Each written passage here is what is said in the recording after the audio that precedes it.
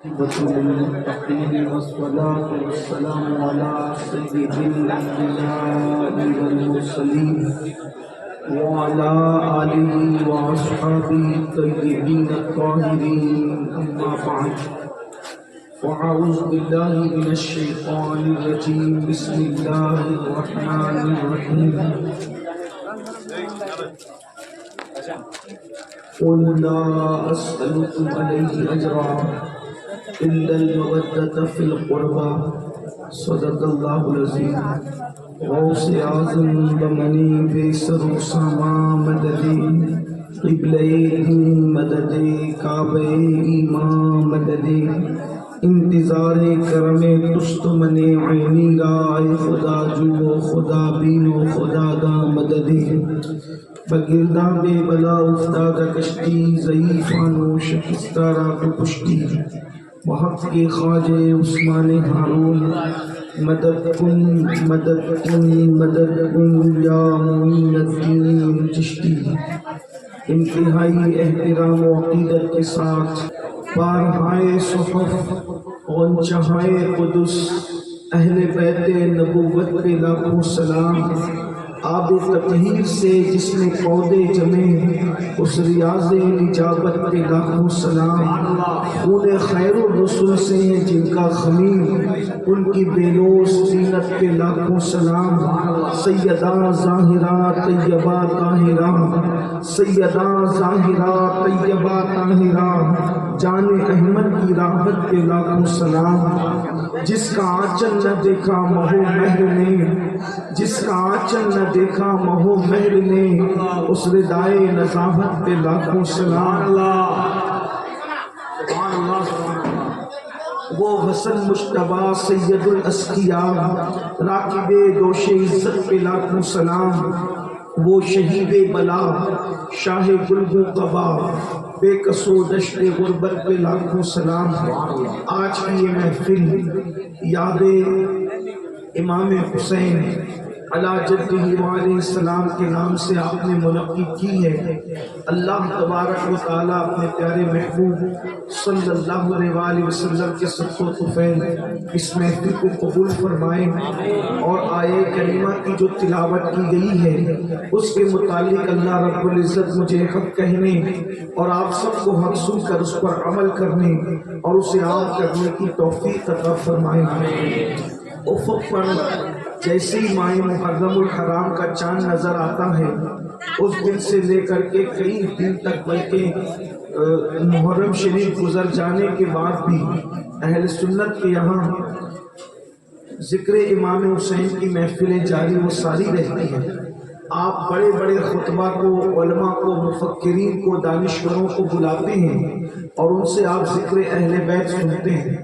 یاد رکھیے اہل البیت کی محبت ہم لوگوں کے لیے اساس ایمان ہے، ایمان کی نشانی ہے، ایمان کی علامت ہے۔ خود اللہ کے رسول صلی اللہ علیہ وسلم نے ہمیں بہت ابھارا اس پر۔ آقا علیہ السلام نے ارشاد فرمایا کہ میرے بعد میری اہل بیت کے معاملے میں میرے خلیفہ بننا، میرے بعد میری اہل بیت کے معاملے میں میرا جانشین بننا، میرا خلیفہ بننا، یعنی جس طریقے سے میں اپنی اہل بیت سے محبت کرتا ہوں، میں محمد صلی اللہ علیہ وسلم اپنی اہل البیت سے جیسے محبت کرتا ہوں، میرے بعد تم بھی میری اہل بیت سے ویسے ہی محبت کرنا۔ حضور علیہ السلام نے کیسی محبت فرمائی؟ امام حسین سجدے کی حالت میں اگر اللہ کے رسول کی پیٹھ پر بیٹھ گئے تو اللہ کے رسول علیہ السلام نے سر کو سجدے سے نہیں اٹھایا بلکہ میرے آقا نے سجدے کو طول دے دیا، سجدے کو لمبا کر دیا۔ یہ محبت کا اظہار تھا۔ اسی طرح اگر رکوع کی حالت میں امام حسین رسول اللہ کے پیروں کو چیر کر اس میں سے نکلنا چاہتے ہیں تو اللہ کے رسول نے اپنے پیروں کو پھیلا دیا تاکہ امام حسین اس میں سے نکل جائے۔ اللہ کے رسول علیہ السلام خطبہ دے رہے ہیں تو خطبے کی حالت میں اگر امام حسین اور امام امام حسن تشریف لائے تو اللہ کے رسول علیہ السلام ان کو دیکھ کر منبر چھوڑ کر نیچے تشریف لے آئے، ان کو اٹھا کر کے منبر پر لے گئے اور جس عنوان پر خطبہ دے رہے تھے اس عنوان کو اللہ کے رسول نے چھوڑ دیا، اور جو امام حسن اور امام حسین تشریف لائے میرے آقا نے ان کی شان بیان کرنا شروع کی، میرے آقا نے ان کے فضائل بیان کرنا شروع کیے۔ اللہ کے رسول علیہ السلام نے ان کو اپنے بدن پر چڑھایا، اپنے گھٹنوں پر چڑھایا، اپنے سینے پر چڑھایا، اپنے پیٹ پر چڑھایا، اور میرے آقا نے ارشاد فرمایا حسین منی وانا من الحسین، حسین مجھ سے ہے میں حسین سے ہوں، حب اللہ والحب حسینہ، جو میرے حسین سے محبت کرے گا وہ اللہ کا محبوب بن جائے گا۔ اگر اللہ کے محبوب بننا چاہتے ہو، اللہ کے مقبول بننا چاہتے ہو تو امام حسین سے محبت کرو۔ پھر ارشاد فرمایا حسین و سبتم من الاسباط، حسین میرے بیٹوں میں ایک بیٹا ہے۔ اللہ کے رسول صلی اللہ علیہ وآلہ وسلم نے ارشاد فرمایا جو میری اہل البیت سے محبت کرے گا میں اس کی بھی شفاعت کروں گا، اس کے ایمان والے ماں باپ کی بھی شفاعت کروں گا۔ اللہ کے رسول صلی اللہ علیہ وآلہ وسلم نے فرمایا اپنی اولاد کو تین باتیں سکھاؤ، اپنے نبی کی محبت سکھاؤ، اہل البیت کی محبت سکھاؤ، اور قرآن کی تعلیم ان کو دو، تاکہ اللہ کے حبیب صلی اللہ علیہ وآلہ وسلم نے بہت محبت کا حکم دیا۔ اسی لیے صحابہ کرام نے یہ منظر کو دیکھا تو صحابہ نے بھی اہل البیت سے بڑی محبت کی۔ صدیق اکبر رضی اللہ تعالیٰ عنہ اپنے کندھے پر امام حسن کو بٹھاتے ہیں، امام حسن کو بٹھا کر کے آپ مدینے کی گلیوں میں چلتے ہیں تو کسی نے کہا ابو بکر کیا کر رہے ہو؟ تو ارشاد فرماتے ہیں میں کیا کر رہا ہوں، جو کرتے ہوئے میں نے اپنے نبی کو دیکھا ہے وہی تو میں بھی کر رہا ہوں۔ اندازہ فرمائے یہ سب محبتوں کا اظہار تھا۔ آپ نے یہ بھی سنا ہوگا امام ذہبی نے اپنی کتاب میں لکھا ہے کہ اللہ اکبر سیدنا ابو ہریرہ نے امام حسین کو دیکھا تو اللہ اکبر امام حسین کے جوتوں کو، امام حسین کے جوتوں کو سیدھا کیا، اور امام جب جوتوں تک تشریف لے گئے تو آپ کے تلووں پر جو مٹی لگی تھی اس کو اپنے امامے کے شملے سے صاف کیا۔ امامے کا شملہ اس کو کہتے ہیں۔ امام حسین کے امام حسین کے تلوے کی مٹی کو سیدنا ابو ہریرہ نے اپنے امامے کے شملے سے صاف کیا، ان کی جوتیاں سیدھی کی، حالانکہ امام حسین عمر میں بہت کم تھے سیدنا ابو ہریرہ سے۔ تو امام حسین نے فرمایا کیا کرتے ہیں ابو ہریرہ؟ تو ارشاد فرماتے ہیں اے میرے امام آپ کی جو شان میں جانتا ہوں اگر میں وہ لوگوں کو بتا دوں تو لوگ آپ کو زمین پر چلنے نہیں دیں گے، اپنے کندھوں پہ اٹھا کر کے پھرتے رہیں گے۔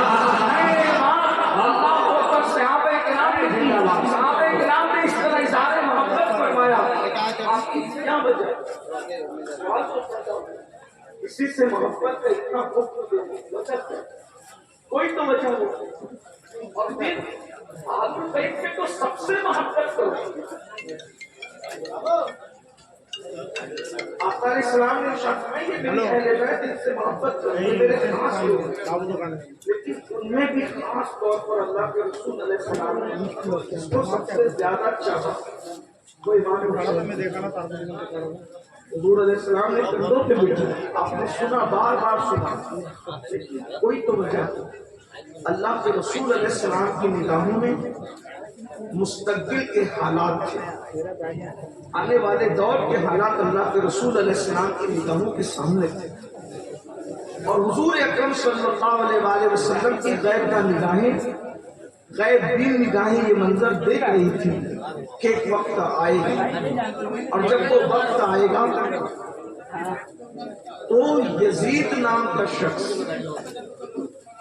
اللہ کے رسول صلی اللہ علیہ وآلہ وسلم کے دین کو بدلنے کی کوشش کرے اور امت دو حصوں میں تقسیم ہو جائے، ایک حصہ امت کا فکر یزید کا حامی ہوگا اور ایک حصہ امت کا فکر امام حسین کا حامی ہوگا۔ بلکہ اللہ کے رسول صلی اللہ علیہ وآلہ وسلم نے نام لے کر فرمایا کہ میری امت دین پر قائم رہے گی سب سے پہلے جو دین بدلے گا، جو میری سنت کو بدلے گا، وہ بنو امیہ کا ایک شخص ہوگا، اس کو دنیا یزید کہے گی۔ ہماری کتابوں کے اندر یہ بات موجود ہے، آپ نے علماء سے اس کو بھی سنا ہوگا۔ تو امت دو حصوں میں بٹے گی، اور اس وقت بھی امت دو حصوں میں تقسیم ہے۔ میں اس وقت فضائل اہل بیت پڑھنے نہیں بیٹھا، آپ نے مجھ سے پیش کر جو ہمارے بڑے بڑے علماء خطبہ ان سے سنا ہوگا، میں اس کو ریپیٹ کرنے کی بجائے ان کی گفتگو کو آگے بڑھانا چاہتا ہوں، اور بہت دیر تک میں آپ کے درمیان نہیں رہوں گا، کافی تاخیر ہوئی ہے، اور آپ کو بعد میں جب وہ بینا شریف بھی سننا اعلان بھی ہوا آپ نے، تو میں زیادہ دیر نہیں، جتنی دیر آپ کا ذوق سلامت ہے میں بہنوں کی بھی توجہ چاہتا ہوں۔ امت 60 ہجری سے لے کر آج تک، اور اب آج سے لے کے قیامت تک امت میں صرف دو گروہ،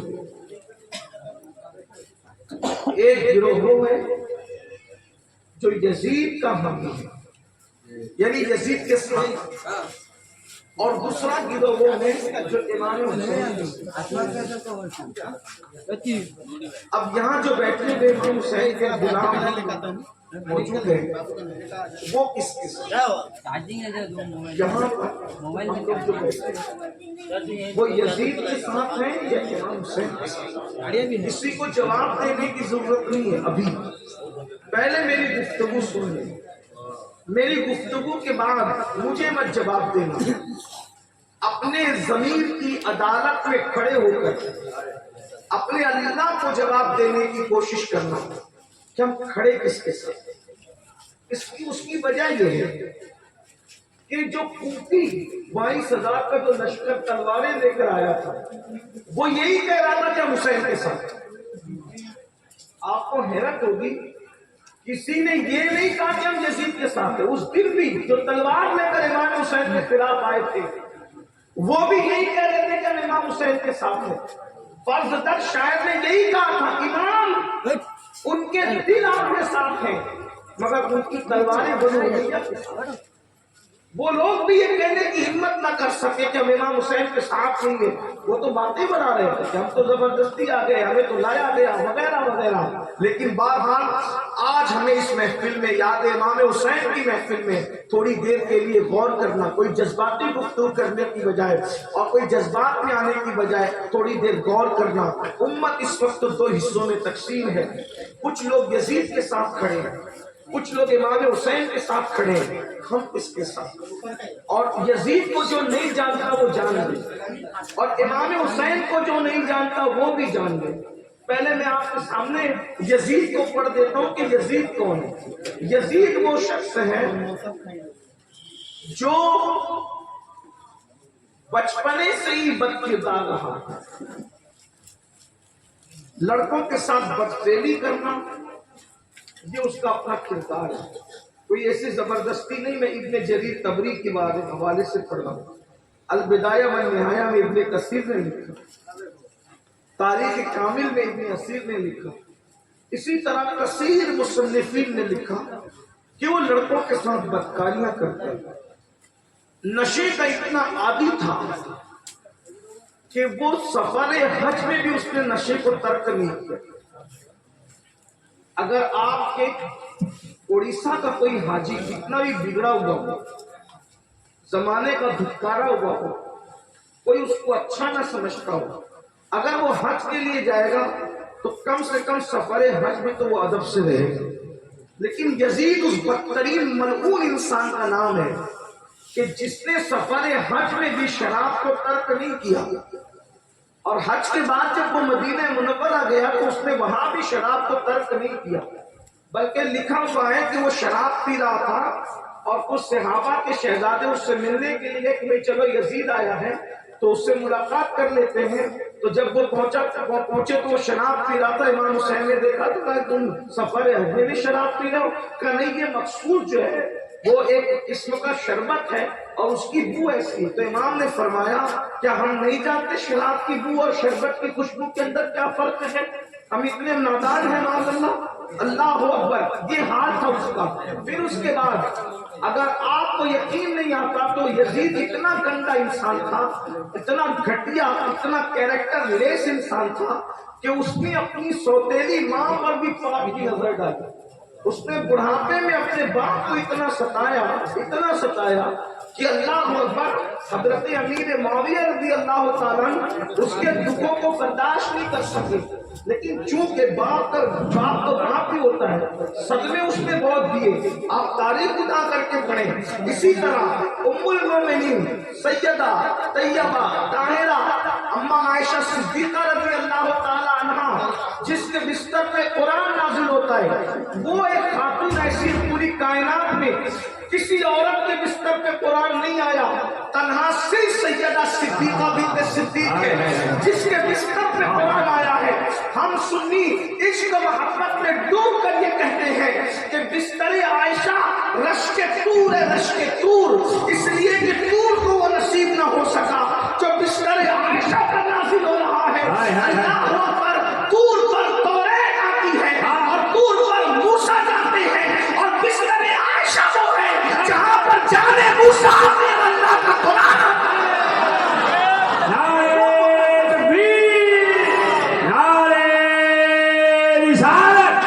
یاد حسین کانفرنس سید امیر وہ مقدس خاتون سیدہ عائشہ صدیقہ رضی اللہ تعالیٰ عنہ کہ جن پر منافقین الزام لگاتے ہیں تو اللہ ان کی تطہیر میں، ان کی پاکی میں، ان کی شان بیان کرتے ہوئے سورہ نور کی آیت قرآن میں نازل فرماتا ہے. میرے امام فرماتے ہیں شمع دل مشکات تن سینہ زجاجہ نور کا، تیری صورت کے لیے آیا ہے سورہ نور کا. اندازہ فرمائے اس مقدس خاتون کو بھی یزید نے اتنی گندی گالی دی کہ وہ گالی میں مائک پہ بیان نہیں کر سکتے. کس کو؟ رسول اللہ کی بیوی کو، ام المومنین سیدہ عائشہ صدیقہ کو گالی دی. اس گالی کو، جو گالی اس نے دی ہے، اس کے الفاظ محقق علی الاطلاق شیخ عبداللہ محدث دہلوی نے اپنی کتاب میں نقل کیا ہے. جس کو پڑھنا ہے آپ کی کتاب کی طرف رجوع کریں، آپ کو پتا چلے گا کتنی گندی گالی اس نے دی ہے. میں سمجھتا ہوں یزید کے کارنامے کیا ہے. اس نے امام علی مقام کو شہید کیا، یہ آپ کو پتا ہے. شہادت کے بعد اس نے کعبۃ اللہ پہ پتھر برسوائے، اس کے حکم سے کعبے پہ پتھر برسے، اس کے حکم سے اللہ اکبر مسجد نبوی میں گھوڑے باندھے گئے، اس کے حکم سے ریاض الجنہ جسے ہم جنت کی کیاری کہتے ہیں 2 رکعت پڑھنے کے لیے ہم ترستے ہیں، وہ وہاں پر گھوڑے بندھے اور جانور بندھے اور جانوروں نے پیشاب کیا، لیک کیا تو حضور کی مسجد کے اندر آیا. سوچو ذرا، اگر کوئی غیر مسلم بھی آج اگر مسجد کے اندر جانور باندھ دے تو مسلمان اپنی جان قربان کرتا ہے، لیکن یہ منظر نہیں دیکھ سکتا. مگر یزید وہ پلید اور وہ لعنتی انسان ہے کہ جس نے مسجد نبوی میں گھوڑے بنوائے. 3 دن تک مدینہ شریف کی عورتیں اپنے لشکر کے لیے حلال کر لی، یعنی کہ مدینہ طیبہ کے اندر اس نے زنا کا بازار گرم کروایا. سوچئے جہاں ہوائیں بھی ادب سے چلتی ہو، جہاں جبریل بھی پر سمیٹ کر آتے ہو، جہاں سانس لینا بھی بے ادبی ہو، لا ترفعوا اصواتکم فوق صوت النبی کا نغمہ قیامت تک جس بارگاہ عرش مقام کے لیے گنگنایا جاتا ہو، وہاں پر 3 دن تک زنا کرتا رہا یزید کا لشکر.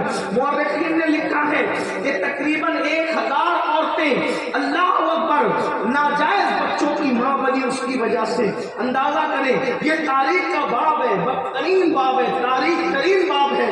یزید ایسا انسان تھا، لیکن ایک طبقہ اس کے ساتھ کھڑا ہوا ہے. ابھی میں یہ باتیں آپ یاد رکھیں گے تو مجھے اچھا لگے گا آگے کی گفتگو کرنے. اور حسین کون ہے؟ امام حسین کون ہے؟ ایک اشارے میں آپ کو بتاؤں ایک امام حسین کون ہے. امام حسین کون ہے؟ نمبر 1، جس کا نام بھی ماں باپ رکھنے کی ہمت نہیں کرتے. جملے پہ توجہ کرنے، جس کا نام بھی ماں باپ رکھنے کی ہمت نہیں کرتے، اور معمولی ماں باپ نہیں ہے، وہ اتنے اعلیٰ ہے ماں باپ. ماں جو ہے اتنی اعلیٰ ہے، اتنی اعلیٰ ہے، اتنی اعلیٰ ہے کہ جب ان کی امی آتی ہے تو سارے نبیوں کا سردار ان کو تعظیم دینے کے لیے اٹھ کر کے کھڑے ہو جاتے ہیں اور کھڑے ہو کر فرماتے ہیں فدا کی امی بابی یا فاطمہ، فاطمہ تجھ پر میرے بابا قربان.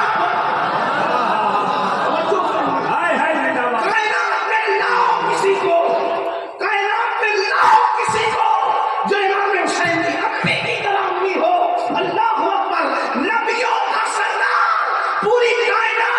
کے لیے کھڑی ہوتی ہے، وہ نبی جس کے لیے بار بار کھڑا ہو، اس کو فاطمہ بنت محمد حسین پاک کی امی کہتے ہیں۔ اور صرف کھڑے نہیں ہوتے، پیشانی چوم کر کہتے ہیں تجھ پہ میرے ماں باپ قربان، تجھ پر میرے ماں باپ قربان ہو۔ ارے نبی کے ماں باپ کیا ہے؟ نبی اپنے ماں باپ جس پہ قربان کر دیں اسے حسین کی امی سیدہ فاطمہ، یہ شان کی امی جان ہے۔ عبادت کا عالم یہ ہے ان کی امی پاک کا کہ اللہ اکبر، عبادت کا عالم یہ کہ رات کو نیت کرتی ہے تو ایک سجدے میں پوری رات گزار دیتی ہے، اور صبح ہوتی ہے جلدی جلدی نماز مکمل کر کے اللہ سے عرض کرتی ہے اللہ رات اتنی چھوٹی بنائی کہ تیرے نبی کی بیٹی فاطمہ دل کھول کے سجدہ بھی نہ کر سکتی۔ یہ سیدہ فاطمہ الزہرا، میں کیا عرض کروں سیدہ کی شان، صرف اتنا کہہ دوں میرے امام نے جو کہا تھا، کیا کہا تھا؟ سیدہ ظاہرہ طیبہ طاہرہ، سیدہ ظاہرہ طیبہ طاہرہ، جان احمد کی راحت پہ لاکھوں سلام۔ اگر کیندرا پڑا اور گرد نوا سے آنے والے لوگ شیر سمجھتے ہیں، مجاہد ملت کے پڑوسی اگر شیر سمجھتے ہیں تو آپ غور فرمائیں۔ اللہ اکبر، یاد رکھنا ہم علم کو نہیں تولتے، ہم تو مجاہد ملت کا پڑوس دیکھ کر کے آتے ہیں۔ توجہ فرمائیں، اندازہ کریں جان احمد کی راحت، تھوڑی توجہ چاہتا ہوں آپ کی، جان احمد کی راحت، جان احمد کی راحت، کیا تشریح کروں میں اس کی؟ جان کا مطلب جان، احمد کا مطلب احمد مجتبی محمد الرسول اللہ، کس کی بات ہو رہی؟ جان احمد کی راحت، مطلب سیدہ فاطمہ کس کی جان کی راحت ہے؟ رسول اللہ کے جان کی راحت۔ حضور کو جس سے راحت پہنچتی ہے وہ حسین پاک کی امی سیدہ فاطمہ ہے۔ کیا سمجھے آپ اڑیسہ والوں، یونس علیہ السلام کو وحشت ہوتی ہے تو میرے نبی کو یاد کرتے ہیں، ان کی وحشت دور ہو جاتی ہے، ان کو راحت مل جاتی ہے۔ حضرت آدم کو وحشت ہوتی ہے تو میرے نبی کو یاد کرتے ہیں، ان کو راحت مل جاتی ہے۔ حضرت نوح کو کشتی میں وحشت ہوتی ہے، میرے نبی کو یاد کرتے ہیں، ان کو راحت مل جاتی ہے۔ ارے دنیا میں کوئی بے چین ہوتا ہے وہ آمنہ کے لال کو یاد کرتا ہے، اس کو راحت مل جاتی ہے۔ میرے امام کہتے ہیں ان کے نثار کوئی کیسے ہی رنج میں ہو، جب یاد آ گئے ہیں سب جب بلا دیے ہیں، سب بے چین ہوتے ہیں تو میرے نبی کو یاد کرتے ہیں، اور جب نبی بے چین ہوتے ہیں